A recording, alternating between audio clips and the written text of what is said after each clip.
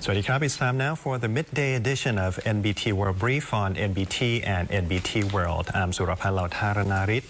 Prime Minister ANUTIN Chanvirakul is leading a high-level delegation to Chiang Mai today to address worsening wildfires, haze and PM2.5 pollution affecting northern Thailand.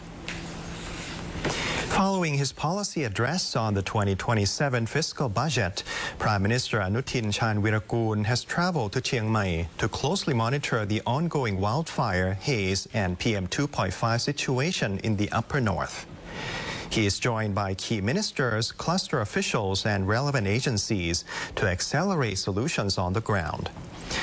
The Prime Minister will chair a high-level meeting with the National Disaster Prevention and Mitigation Command to assess the situation and issue proactive measures aimed at delivering tangible results. Key measures include addressing agricultural burning in highland areas, restricting imports of agricultural products linked to burning practices from neighboring countries, and strengthening public health responses.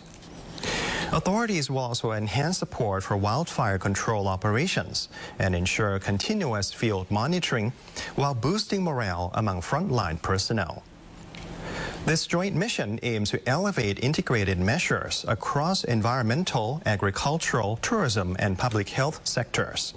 improving both crisis management and the overall quality of life for people in northern Thailand. The related agencies are accelerating efforts to protect vulnerable groups from PM2.5 pollution as the government rolls out locally developed dust-free rooms across northern provinces.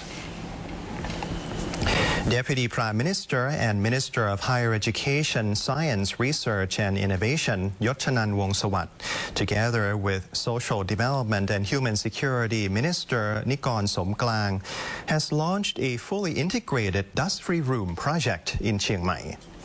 The innovation, developed by researchers at Chiang Mai University, was installed at Ban Wieng Ping Children's Home in Marim District at a cost of just 3,600 baht per room. The government plans to expand the first phase to 83 locations across 8 northern provinces, targeting vulnerable groups, including children, the elderly, and patients. In the short term, the project will transfer knowledge to local communities, enabling them to build and maintain the rooms independently for sustainable impact. Nationwide expansion is planned in the near future. In the long term, the government aims to deploy deep technologies to identify pollution sources, develop real-time wildfire detection systems, and support frontline firefighting volunteers with practical implementation targeted within 1 year. สำหรับเลขาของกระทรวงอว.เองนะครับเรามีความจำเป็นที่จะต้องวางโครงสร้างพื้นฐานต่างๆเพื่อให้ประเทศไทยสามารถที่จะมีข้อมูลในการที่จะมาทำนโยบายให้ตรงจุดนะครับว่าวันนี้ฝุ่นมาจากไหนต้องเอาให้ชัดนะครับแน่นอนการเผานะครับแต่การเผาไม่ใช่ปัจจัยเดียวนะครับความจริงฝุ่นมาจากหลากหลายที่หลากหลายจุดนะครับเชียงใหม่เราเห็นว่าเยอะนะครับเมื่อกี้ก็มีการพูดคุยกันว่าความจริงจังหวัดอื่นๆนะครับก็มีเรื่องของฝุ่นนะครับเพียงแต่ว่ายังไม่ได้มีการนำเสนอข่าวมากนักนะครับตรงนี้ต้องเรียนว่าประเทศไทยมีความจำเป็นต้องวางโครงสร้างพื้นฐานเพื่อที่จะถ่ายทอดองค์ความรู้ตรงนี้ไปสู่จุดต่างๆเพื่อที่จะนำองค์ความรู้ทางวิทยาศาสตร์แปลงเป็นเรื่องของนโยบายนะครับเพื่อให้ประเทศไทยเราสามารถที่จะเป็นประเทศที่อากาศสะอาดได้นะครับ Meanwhile, the Ministry of Social Development and Human Security also plans to extend coverage to more than 2.3 million vulnerable people across 17 northern provinces.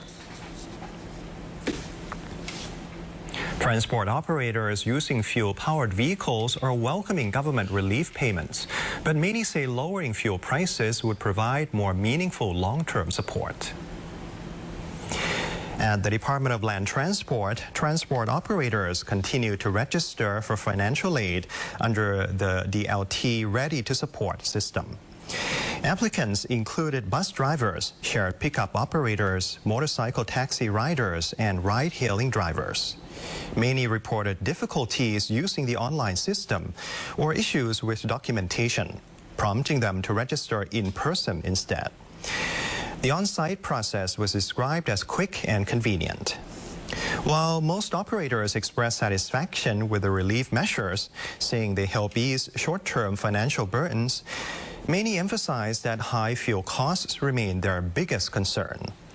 They are calling on the government to reduce fuel prices, noting that fuel is a major operating cost that continues to impact their livelihoods, especially as some have not raised fares.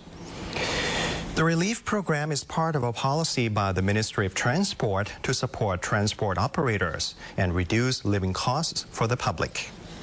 Authorities have extended the registration period through April 24th, allowing both online and walk-in applications at Department of Land Transport offices nationwide.